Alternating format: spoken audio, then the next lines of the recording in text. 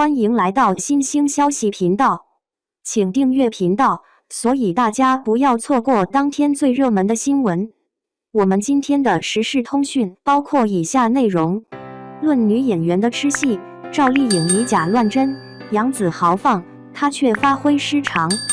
演戏这门行业常常需要演员发挥极强的想象力，例如在仙侠剧中，那些法术特效都是后期加成的。那么演员在演戏过程中，面对光秃秃的绿布，如何去演就成了一个大问题。在展示一个演员的真正实力的过程中，吃戏往往是一个重要的衡量标准。拍戏永远不可能是一条过，总会有 NG 的情况。而对于身材把控的极其严格的女演员们来说，演这类避免不了的就是假吃。吃饭也是一门学问，在吃饭中所展示出来的细节，往往会透露真实的人物处境。同为一线小花，杨紫、赵丽颖、李沁都被观众们评价过是实力派，他们在进行吃这个动作时，表现出来的效果却是差异很大，演技上的差距便陡然拉大。01，杨紫作为童星出道的样子，演戏的年份比别人长许多。虽然年轻，但也算得上一剧前辈。她在电视剧里积攒的经验也更为丰富。在《香蜜沉沉烬如霜》这部电视剧中，杨紫凭借感染力极强的哭戏，赚足了观众的眼泪。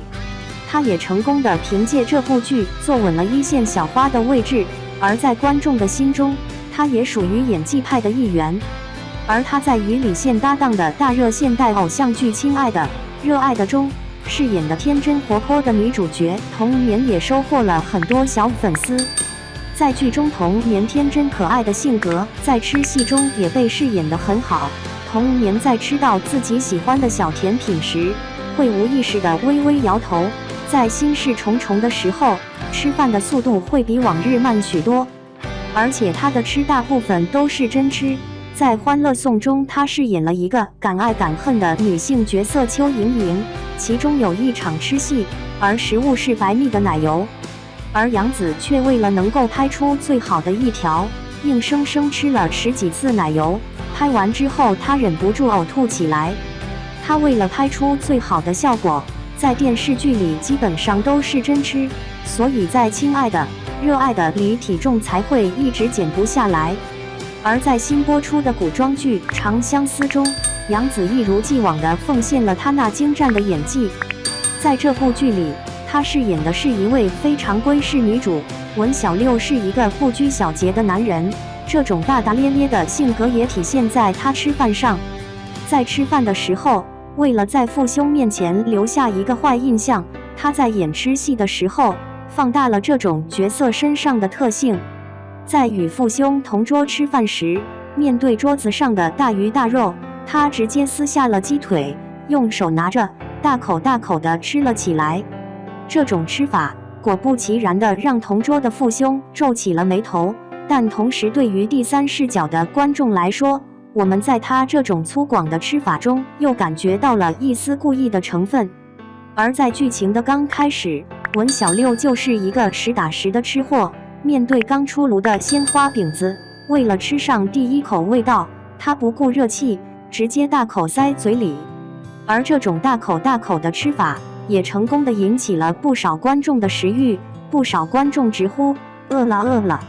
杨紫的由于口腔肌肉所带动的脸部表情也是十分生动，头上的青筋也清晰可见，看着十分的真实。02，赵丽颖作为龙套出身的赵丽颖，如今也是妥妥的爆剧大女主。当年的她以一部仙侠剧《花千骨》直接在娱乐圈杀出重围，微博涨粉3000万。《花千骨》这部剧光是的周边版权就达到了惊人的20亿，而且让赵丽颖所属公司从破产翻身成为上市公司，这即使是在今天也是相当的惊人，几乎没有任何剧能够再次复刻。同样的，很多人不知道，早在第1集的一场吃戏中，赵丽颖用的便是假吃。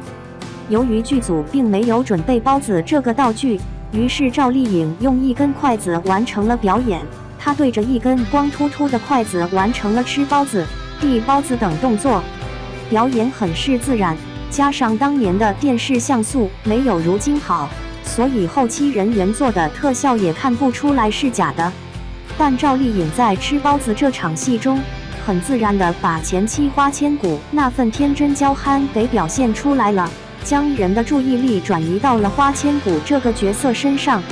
而在最近的《风吹半夏》中，赵丽颖扮演了一个处在时代风口的女商人许半夏。在原著中，许半夏为了自身的安全，特意保持了微胖的身材，而赵丽颖为了贴合她的形象，增重了不少。在这部剧里也有不少关于吃的场景，但每一处的吃都各有不同。当许半夏还只是跟在老大哥们后面捡漏时，每一次5人的聚餐，许半夏大多都处于下位，即使是吃饭也常常是小心讨好的。即使是嘴巴里还吃着东西，但总给人一种紧绷着的、难以放松的状态，眼神里也常常会泄露出独属于许半夏的精明。而当许半夏和自己的兄弟们吃饭时，态度又截然不同。他是处于上位的老大的姿态，在自己人面前，他吃饭是以一种十分放松的姿态来面对他们的。这个时候，作为观众的我们，能够很明显地感觉到许半夏手上的饭也变得香了起来。许半夏落魄时，他的吃饭就显得格外的潦草，但他得意时，商场上的聚餐又显得格外的暗潮汹涌。即使场上的人在安安静静地吃着一口饭，没有多余的动作。03李沁，李沁的资源一直不错，虽然不温不火的，但总归一直有良好的作品输出。真正让观众记住他的，还的是与赵丽颖合作的《楚乔传》，他在里面扮演的前期天真后期残忍的元纯公主。凭借出彩的人设与精湛的演技，观众们对这个角色又爱又恨，讨厌的同时又十分理解他这种角色身上的矛盾特质，也被观众们转移到李沁的身上。李沁的观众缘一直都很不错，但最近与肖战搭档的《梦中的那片海》却遭到了不少网友的吐槽，他在剧中似乎失去了以往演戏所表现出来的灵气。作为一部年代剧，他在服化道上虽说还原了那时人们的穿衣风格，但李沁在剧中的一些造型却显得格外的老，和男主的互动没那么的有情侣的感觉。李沁的演技依旧稳定发挥，但在这部剧里就显得有些一般。李沁演的童小梅是一个暗恋者的角色，但她的眼神似乎是没有光亮的，在见到暗恋对象前后变化不大，表演得很像李沁，但这不是童小梅，表演得并不自然。无论是眼神还是台词都显得有些干巴，像是一个没有灵魂的木偶人，只剩下套路化的表演。尤其是在一场吃戏中，剧中的童小梅正在和家人吃饭，面对最为亲近的家人，李沁的表演是将自己的腰杆挺得直直的，眉头是紧锁着的。首先从这个场景所要表达的就不太匹配，他的腰杆挺得太直，从常理来说和家人吃饭是可以放松身体的警惕性的，而李沁的表演就显得有些刻意。虽然剧情背景是李沁要表演出心事重重的样子，但李沁作为一个暗恋者，表情不应该如此的外放明显，而这种表演痕迹在吃饭中便显得格外的明显。在吃饭的过程中，很明显是能看出李沁是在假吃，他的筷子上根本没有沾上一点饭菜。而在后面加速吃饭时，他的扒拉碗筷动作很明显，但是碗筷碰撞的声音却出卖了李沁端的是一个空碗。李沁在这场吃戏中表演痕迹格外的重，明眼人一看就知道他在假吃，对于观众都能看出来的常常也是观众会感觉出戏的主要原因。04真假难辨。